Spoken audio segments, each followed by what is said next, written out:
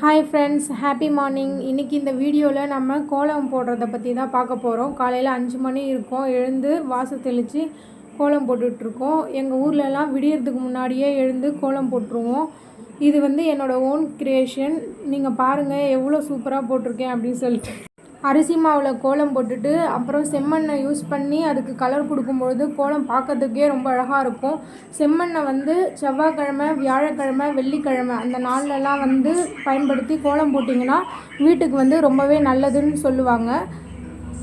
எங்களோட கிராமத்தில் காலையிலேயே எழுந்து வாசல் தெளித்து கோலம் போட்டு வீட்டு வாசப்படியில் விளக்கேற்றி வச்சா மகாலட்சுமி உள்ளே வருவாங்கன்றது நம்பிக்கை. எப்போவுமே விடியறதுக்கு முன்னாடி எழுந்து கோலம் போட்டுருவோம் ஃப்ரெண்ட்ஸ்.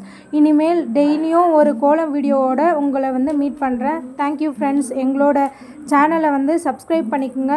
இந்த வீடியோ உங்களுக்கு பிடிச்சிருந்ததுன்னா லைக் பண்ணுங்கள், கமெண்ட் பண்ணுங்கள். Thank you friends.